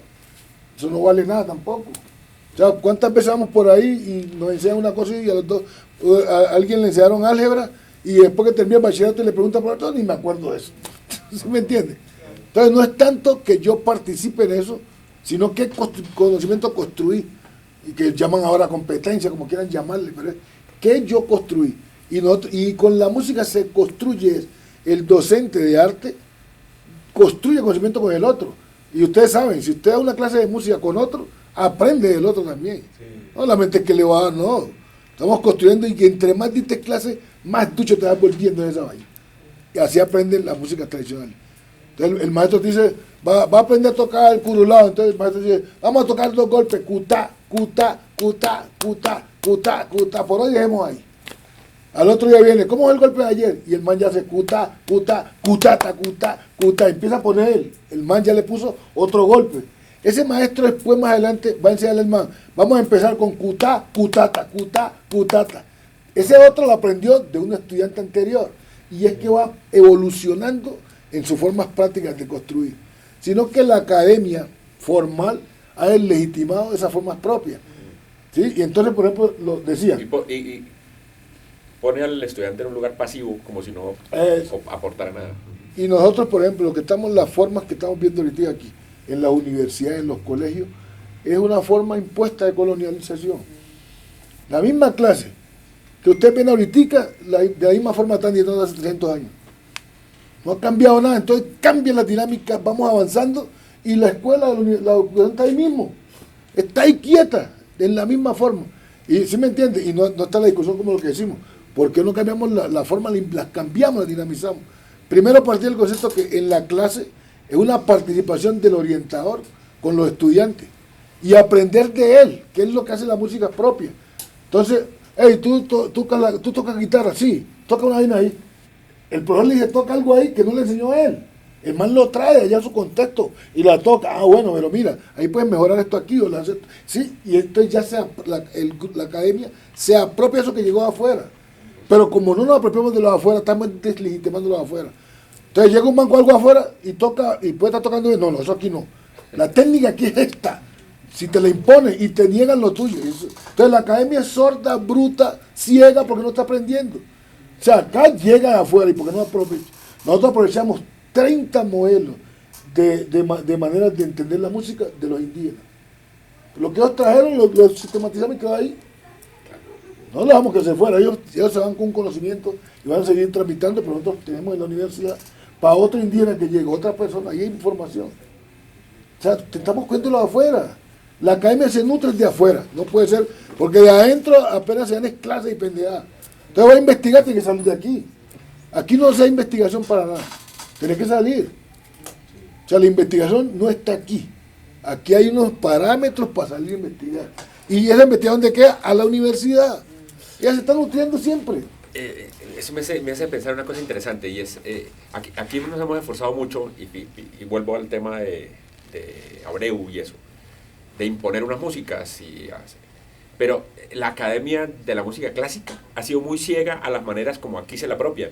Por ejemplo, sería muy interesante decir, venga, ¿cómo es que suena Bach aquí? Cuando alguien llega tocando dice, claro, alguien toca Bach pero ha oído cumbia toda la vida, pero aprendió Bach. ese Bach no es el mismo del estudiante que está allá, porque a uno se le nota la música que ha oído. Claro. Y en vez del maestro decir, aquí hay algo que es interesante, que le aporta a Bach, para que Bach siga vivo, lo que hace es decir, no, hay que tocar muerto. hay que tocarlo a la manera de como yo lo aprendí. ¿Se acuerda? Y nos quitamos la oportunidad de hacerla viva. De hacerla viva. Las músicas de nosotros son vivas. Eso es una ventaja, que la reconocemos. Por ejemplo, yo les ponía el ejemplo ayer a esto. Yo digo, hace tiempo que tengo mamá una rasquiñita que no aguantó más, así que lo grabé. Pero cuando sale el disco y me voy a Mina, me hizo un man. Hace tiempo que tengo mamá una rasquiñita por allá por el pan. Él lo arregla para su medio y sigue vivo en Mina. Y después otro le pone otra cosa. Entonces lo que decía yo, ¿cómo va a estar tocando abajo como lo hizo la hora? Hace 200 años, va a tocarlo hoy hace 200, lo mismo acá. ¿Eso para qué? Y entonces, si usted detecta investigando que hay una figura, una nota que suena mal para nuestra época, porque para eso puede sonar bien, ahorita no, y tú la vas a cambiar, no, eso no se puede tocar de ahí, no se puede cambiar. Hay un error, no, tócala así, porque así le quedó. Eso es una locura, que no se puede tocar. Yo sí peleaba, ¿cómo que no se puede tocar, padre? Yo cambié esa joda. Y entonces se la llevaba diferente la obra. Eso está bien, pero no, porque a mí no me interesa ya es una adaptación. Y al último tiene que aceptarla, pero es que hay que hacer eso. Pero ¿cómo vamos a estar apenas como simples reproductores de algo de hace 200 años? Y le hacemos un daño al autor, porque el autor necesita revitalizarlo. Sí. Y por eso la gente ve eso como algo museístico, eso está en el museo ahí. ¿Te han visto que usted saca la sinfónica para allá, llega a un pueblo por allá? Y la gente le para bola a eso, no me dice nada. Y eso es lo que quiere empezar un metro. Maestro, tuve una pregunta ahí. Pues hablando justamente de eso, de la música nueva, digamos artistas como Alexis Play, digamos están haciendo, no sé, como esa mezcla con chirimía y rap. No, pues quería saber su opinión, porque esa idea sí está pensada como ir a radio, de pronto coger nuevas generaciones y volverlas a como interesar más en lo que Moncho Fijotero. ¿Sí? Pero, ni siquiera solo con Alexis Play, porque igual yo siento que Alexis Play es solo. Sí, pero es que no contesto. Lo pongo en silencio. Me olvidé ponerlo.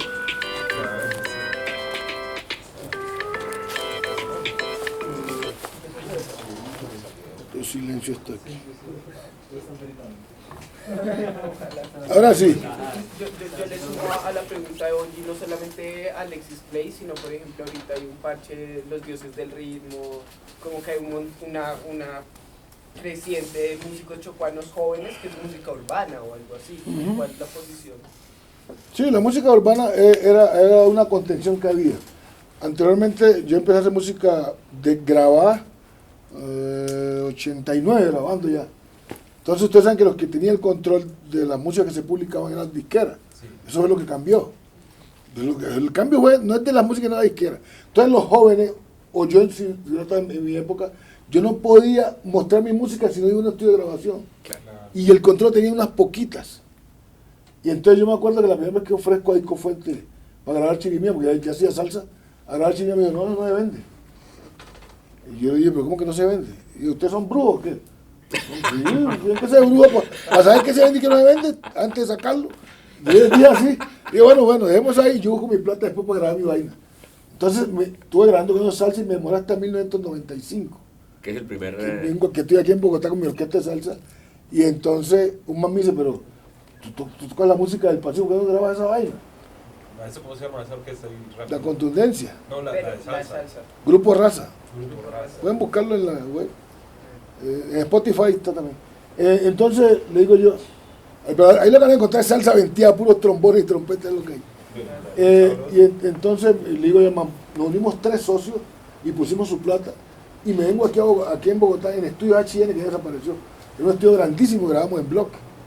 Entonces hubo el CRA, ¿te acuerdas? Hubo un CRA que hizo el ministerio, que venían de todas las regiones, danzas, grupos de música, todo eso. Sí.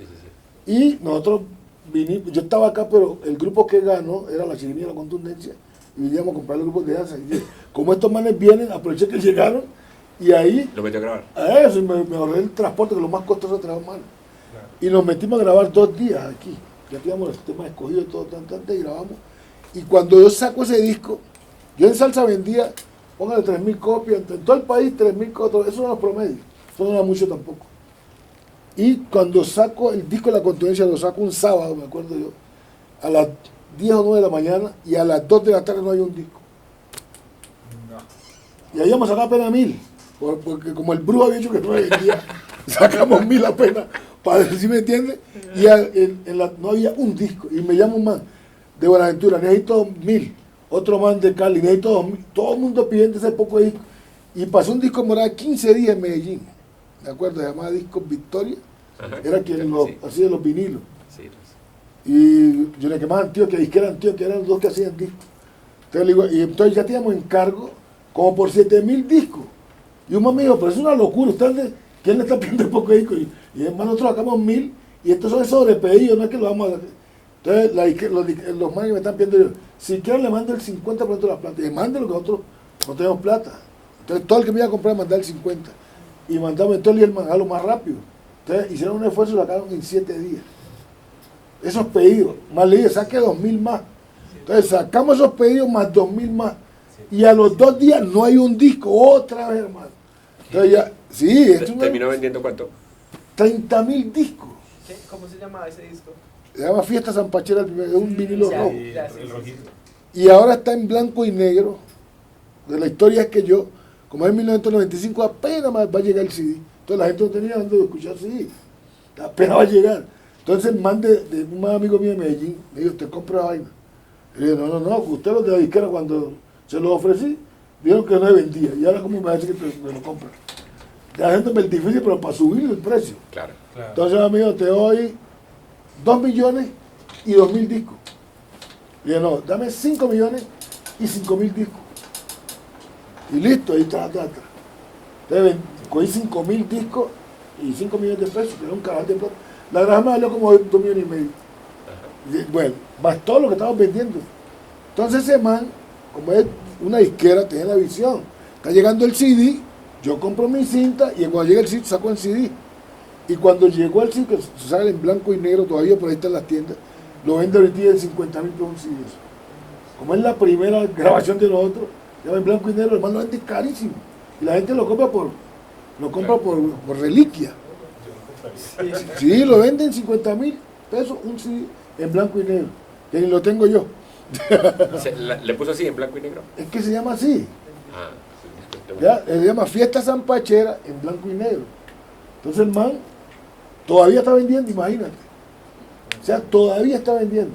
¿Y a qué atribuye el éxito de ese disco en particular? Bueno, el éxito fundamental va a ser, primero no había elementos de discos grabados representativos del pueblo.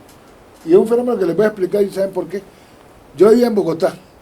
En Bogotá, cuando había fiestas, o sea, aquí una fiesta casera, la mayoría de la gente que hace, llega con qué, en esa época, llegamos con un disco. Sí. Todo el mundo llegaba con sus discos. Los chocuanos tenían discos. No tenían. Entonces iba a la fiesta, tenían que bailar la música que tú llevaras a llevar al otro. No teníamos. O la gente del Pacífico no tenía a Peregoya apenas. Ajá, pero... No había música. Entonces cuando uno empieza a sacar música, ya el man dijo, no, aquí quedo armado con mi disco. Ajá. Y ahora había, no vaya esa vaina ahí, ¿me entiendes? Claro, porque eso mire que es una guerra cultural también. ¿Sí o qué? Usted llega a una discoteca negro y quiere montar un salsa y vaina, y bueno, montar una vaina, no vayan esa vaina. Porque esa es la disputa cultural también. Entonces los manes, hay gente que compraba 5 discos. ¿Por qué? Decía, tengo que darle a una hermana que vive en Nueva York, o a otra, sí, mandar, más tengo que tener unos repuestos por si se me raya este. Porque no se raya. Sí. Entonces, esas eran las ventas altas. Tú, un man vive en Cali y compraba 20 discos, pero ¿por qué compras 20? No, esto que manda para Timbiquito, sí. Eso se regaba por todos lados. Una experiencia loca. Fuimos a tocar allá. Entonces, hay 2 temas que era Quilele, que arranca con un cinquillo, con el cinquillo ese de la clave bantú. Entonces, como todos somos bantú, apenas la gente de la clave inmediatamente la identifica. Eso la gente apenas suena eso, ya sí conozco esta vaina. Y eso es una locura. Entonces nos llevaron como orquesta a tocar allá. Y tuvimos que tocar Hombre nada más, que es el otro tema, el que canté ahorita, para que se le quite la rechera. Ay, hombre, ay, hombre. Entonces, la letra que dice, mija coja a su marido para que se le quite la rechera. Eso lo hablan en todo el Pacífico. La mamá, cuando la niña está jovenciando, ustedes saben que hay el cambio hormonal, entonces las niñas son rebeldes, siempre. Y los hombres también son rebeldes, pero más la mujer. Entonces la mamá le dice, coja a su marido para que le quite la rechera, o sea, sea independiente, coja a un marido y se va para que me pueda braviarme. Eso es normal en todos los hogares. Todo un tema que lo conoce todo el mundo y apenas oyeron es una locura. Entonces, inmediatamente nos montamos a la tarima, tuvimos que tocar los 17 veces el mismo tema. Y yo, ¿pero qué es lo que pasa aquí? No, otra vez, otra. Que imagínate, es loco, hermano. Que es muy loco. 17 veces de tema. ¿Ese tema es suyo o es de...? No, es de Octavio Paneso. De Octavio Paneso. Y entonces el tema se llama La Fórmula. Yo comercialmente le pongo hombre nada más porque es mensaje para la gente directo. La gente no entiende tanto la fórmula. Porque Octavio está diciendo la fórmula para decir que la fórmula es mi hija coja a su marido para que le quite la es la fórmula para arreglar el problema. Pero la gente acá en el Pacífico lo entiende por ahí. Entonces pues, hombre nada más. O sea, que coja hombre. Y en Buenaventura le pusieron La Rechera. Miren todo, el autor, lo que hace la orquesta y lo que hace el público. Entonces, allá lo conoces como La Rechera. Para que se le quite la rechera. Entonces, el tema que cogieron es La Rechera. Es del primer disco. Es el primero. Y Quilel después quedó el himno nacional. De ahí vamos al Petronio, el primer Petronio. Entonces, nosotros cuando tocamos Quilel, o sea, suena esa vaina, todo el Pacífico lo sabe. Entonces, no dejan ni escuchar la orquesta, porque todos lo sabían cantando. O sea, el jurado no podía escuchar la orquesta, toda esa vaina con esa bulla. Y Quilel y Hombre Nomás, entonces, ¿quién nos ganaba? Nosotros en Libre ganamos todas, éramos 52 orquestas. Y nos ganamos el primer Petronio. Mira el efecto, todo el Pacífico. Sin que los hayan escuchado. Sí, es que la gente sabía que ustedes estaban pegados, entonces es una locura, man. Entonces miren todo el efecto que hay allí. Y desde ahí entonces la línea fue seguir investigando las músicas nuestras, circularlas, posicionarlas. El proyecto no era ni siquiera económico. La contundencia nunca es un proyecto económico. O sea, no era un proyecto para nosotros ganar plata. Si llegaba bien, si no, el orgullo era que nosotros tuviéramos un disco en las capitales. O sea, que la gente tuviera un disco. Entonces el proyecto era hacer cada año un disco, por eso. Y que en la fiesta de San Pacho hubiera renovación musical. Porque entonces hace muchos años, como no teníamos discos, tocamos los mismos temas. El Cebú, ¿sí me entiendes? Los que estaban, los antológicos. Pero no había renovación, ¿no? Claro. Entonces San Pacho siempre es un espacio para sacar nuevos discos. Claro. Y toda esa música llegaba a San Pacho y se va quedando. Hasta hoy se va quedando. Ese es otro elemento. Y entonces, miren que no solamente, como lo musical también impacta la idiosincrasia de un pueblo. Entonces la gente se siente orgullosa de tener su orquesta. Y nosotros empezamos a apoyar a otras orquestas, porque solo no alcanza.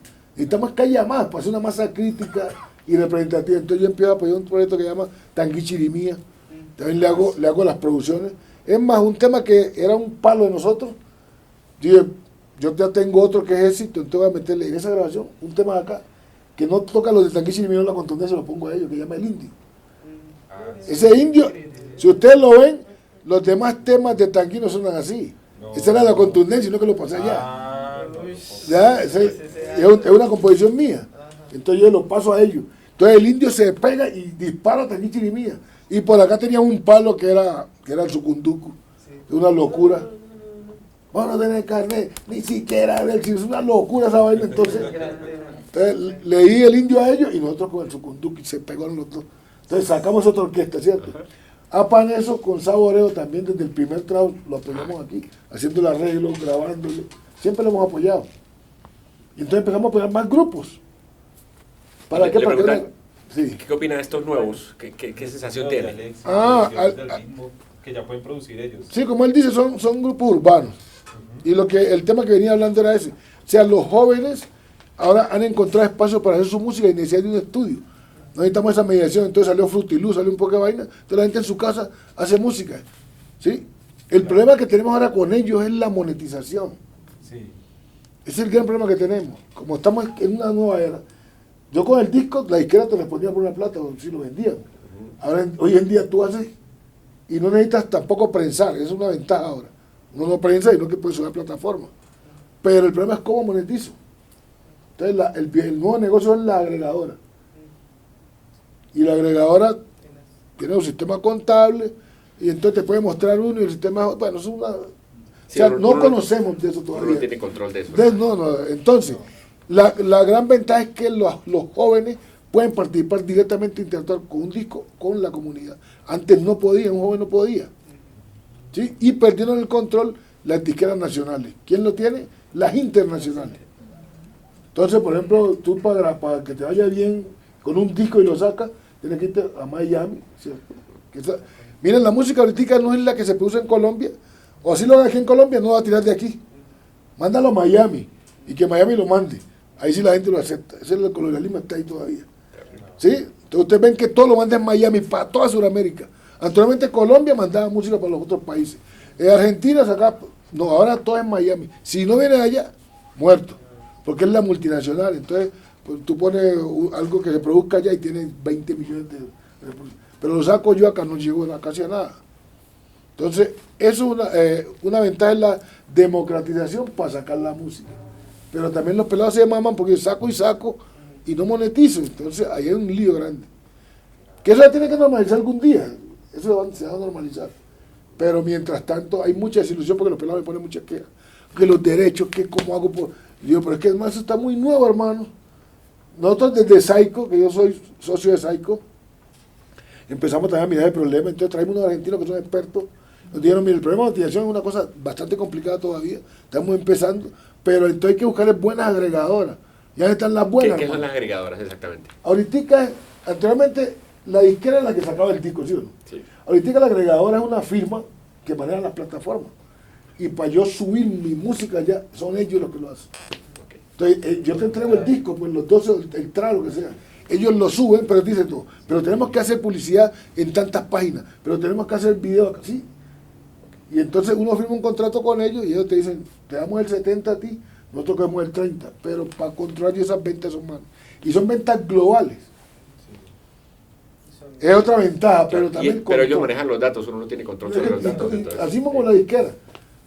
La disquera, nosotros firmamos un contrato con la disquera y con la editora, porque tiene la misma editora, que es como ahora, la editora antigua es como la agregadora ahora. Entonces esa editora firmó un contrato con ella, y ¿saben qué es esta chiquitica? Que ellos tienen los derechos por 80 años. Así es. Y entonces, ¿qué es lo que hacíamos nosotros? Ellos le ofrecían una plata, te firmo y te doy 2 millones. Entonces uno decía, listo, con los 2 millones, firmo y yo sé que no va a dar un peso más.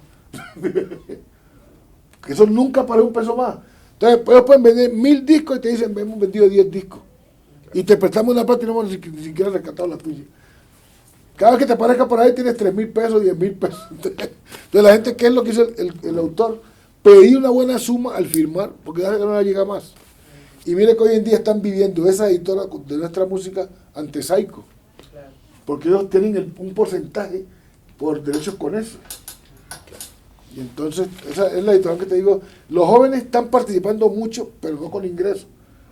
Y entonces ahí hay una desilusión, ellos están, muchos ponen que, uno que dos le va bien, pero eso es una lotería. Pero a la mayoría, ya hay muchos que están diciendo, yo voy a probar más esa vaina. Y maestro, y muchos haciendo música con chirimía, Es que yo no es que haga música con chirimía. Lo que hemos trabajado con ellos en algunos talleres es que en su música urbana pongan elementos identitarios para que vendan desde ahí. Entonces, por ejemplo, Choquitao, ¿qué hace? Mete una tambora. Ya, pero él no está dando chirimía. Y le saca la foto y la pone ahí. Y la gente ve ahí, no está mi música, y compra el disco. ¿Sí? Pero no es que estén haciendo el formato, no están haciendo. Pero si están habiendo encuentros como, no sé, desde ustedes que manejan la educación musical con ellos, como para lidiar. No, es que por ejemplo nosotros en la licenciatura que tenemos, la mayoría de los que estudian música son de gente de hip hop y reggaetón. Claro. Que los jóvenes hacen es eso. Claro. Entonces lo que nosotros hicimos es, dentro de tu conocimiento, lo que estás estudiando, empieza a meter los elementos propios tuyos para identificarte. Porque hijo hace cualquiera. Yo digo un hijo o un reggaetón y no veo ni carácter ni nada, y puede ser o chocuano o puertorriqueño, no sé dónde es. Pero si hay un elemento que yo meta ahí de una cultura tal, entonces lo localizo. Y eso es lo que le decimos a ellos. No que cambien su forma, no. Uno no entra en eso. Porque la música, nadie puede parar. Lo que la gente quiere hacer no lo para nadie. El arte es así. Es muy libre. Nadie te para lo que tú quieras hacer. Y si tratas de pararlo, se te sale por otro lado. O sea, nunca trates de parar a un artista. Porque él siempre va a salir, el arte sale por cualquier lado.